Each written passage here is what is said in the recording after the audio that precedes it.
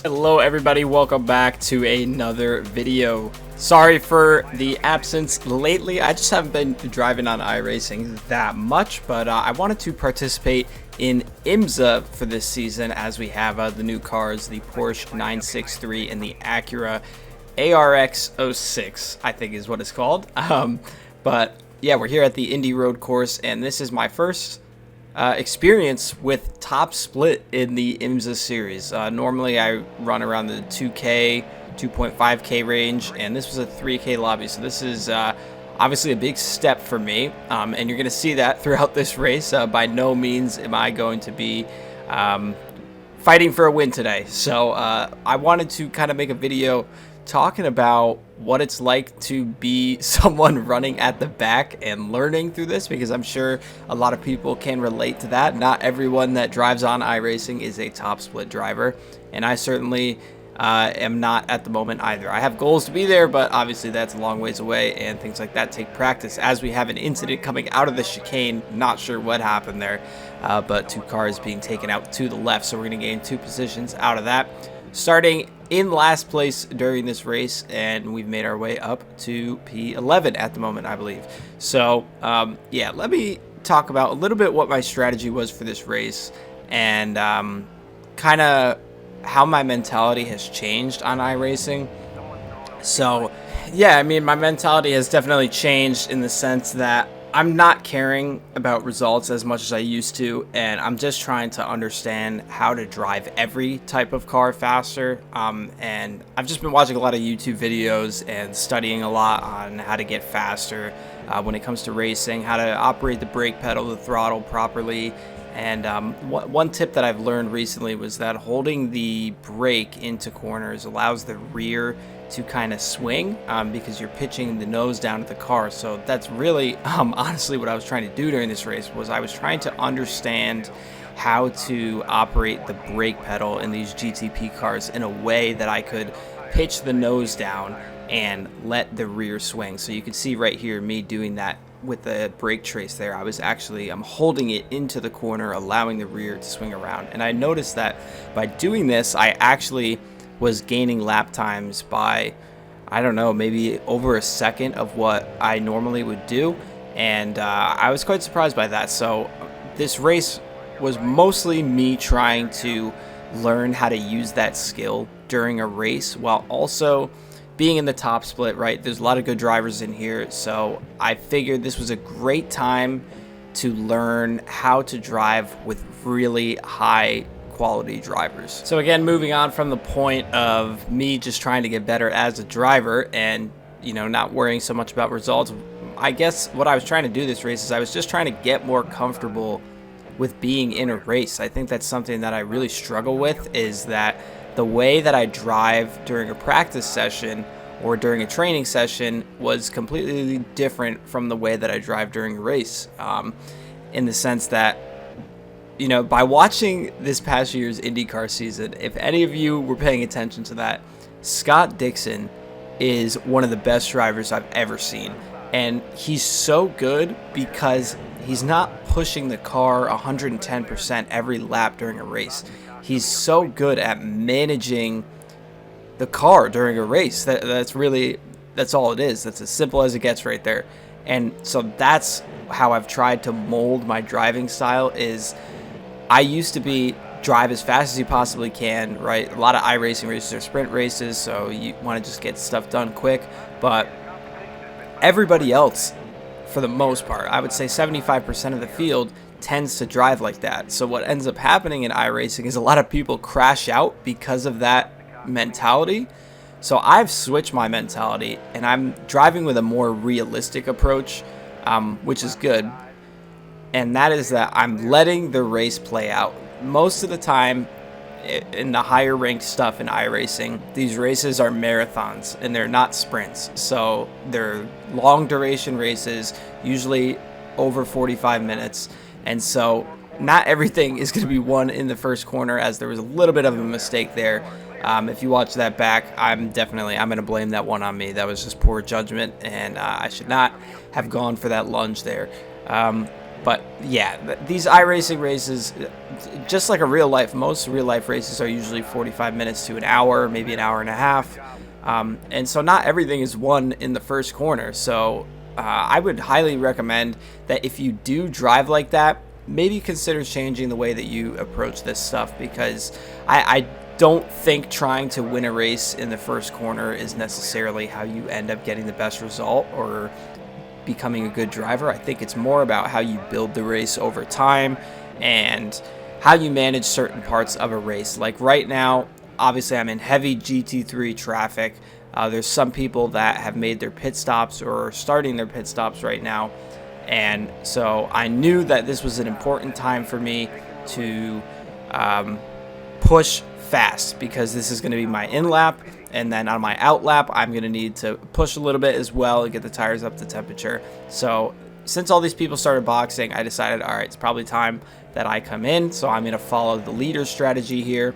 What I didn't realize though was that I actually had damage from hitting that GT3, so that slowed down my stop a little bit, and then I get this weird too far back thing. Not really sure how that was even possible, because I felt like I was literally in the box. So yeah, the stop ends up being a little slow, which means right here you can see this net leader ends up passing me. So that kind of sucks. I end up going a lap down, but it is what it is. I knew that this race was not about the result. This was just about trying to get comfortable with the car, trying to understand how to drive a very fast pace while also being in control. And so right here, I'm going to make it very obvious that I'm going for the move here, and they see me, but I'm not going to try and dive bomb those two cars in front of me. Anyways, I kind of got off from the point that I was talking about, which was you need to let the race play out. You need to build the race over time. You need to understand, and it's what I saw so heavily during this race with the top split drivers.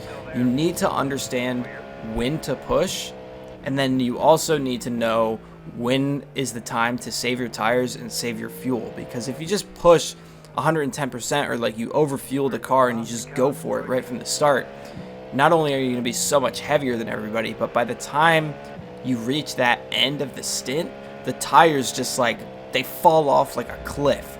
And it just reaches this point where they just absolutely lose all of their grip, and your lap times decrease by 2 or 3 seconds. So I was learning that more towards the end of the race. As you can see, we're just about halfway through right now. I realized that I needed to kind of save at the beginning, and then once you reach the end of the stint and you're on lighter fuel, then that's when you kind of push and gain up that time.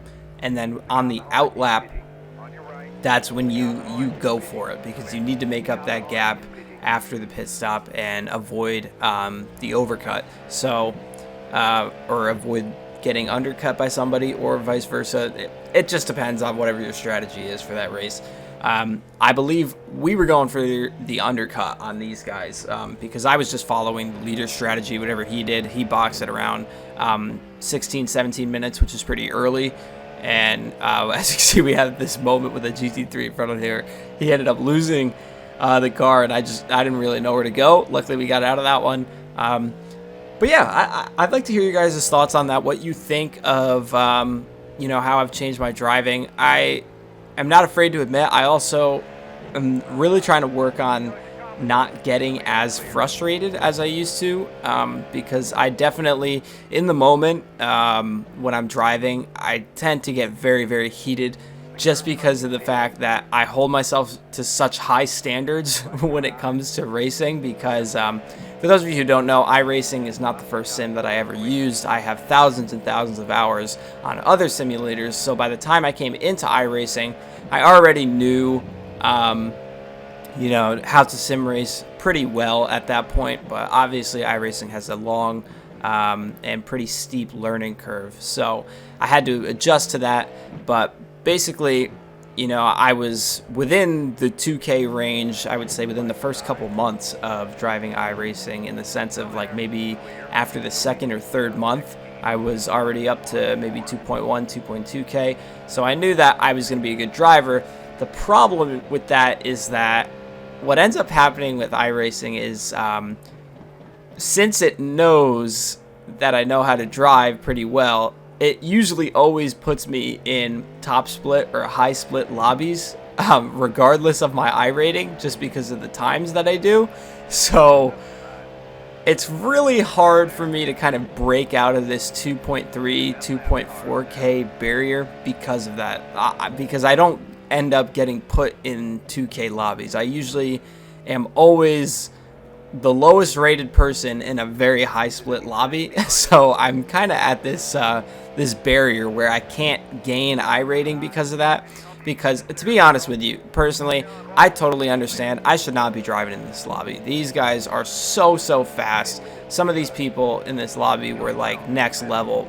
There were 7K, 8K drivers in this lobby, and that's just not what I'm ready to compete with yet. However, if this was a 2K split lobby, I would have felt very comfortable. I would have been fighting right at the front, right for the top 3 spots. But you know, unfortunately, this is just what I have to live with sometimes, you know, and that's why I changed my mentality, because at the end of the day, I don't think really what's important right now is my iRating. The importance is the type of lobbies and type of strength of fields that I'm competing in, which are very high strength of fields, because that's just going to make me a better driver in the long run. And eventually, once I reach that point, I'll start gaining iRating, just because I'm going to become a better driver and probably be finishing towards the front or winning most of the races that I do. Just because of the fact that I've gotten better, not because, you know, I'm some prodigy or something like that. That's not what I'm trying to say at all. So, yeah, this race, it was a great learning experience, and I think that's really what I needed to take away from it. As you can see, I'm losing so much time here behind these GT3s. I just finally decided to go for it. It was probably a little bit rude. I probably should have let these two battle it out as they were right next to each other. But, you know, that's just the nature of multi-class racing. This kind of stuff happens sometimes. But, yeah, you know, I think I did a pretty decent job of learning how to compete in a top split strength of field. And, you know, at the end of the day, there's really only so much you can take away from a race where you're fighting at the back. So I would say my biggest key from this to someone who's maybe in my position, or maybe you future iRacers watching this video that are going to be in this spot, is just take it for what it is. Kind of treat it like you're in a test session. You know, the result really doesn't matter that much. What matters is that you can learn something from the race. You can take something away from the race. And what I took away from this race is that I feel much more comfortable on the brake pedal with rotating the car in the corners. And I feel much more comfortable saving the fuel, saving the tires, learning how to lift and coast and stretch that fuel mileage to the end. As you can see, we've done pretty good here. We ended up finishing with 5 laps extra fuel. So yeah, that is going to do it for this video. I hope you guys enjoyed. Sorry for the lack of stuff lately. Just yeah, haven't really been driving on iRacing. I'm planning on doing a race for Fuji, hopefully before it ends here. I'm recording this on the 24th of September, so I only have 2 days, but I've done quite a bit of practice there, so there'll probably be a video for the IMSA at Fuji. Other than that, yeah, that is going to be it for today's video. I hope you guys enjoyed. Please be sure to like, comment, subscribe, and I'll catch you guys in the next one. Peace out.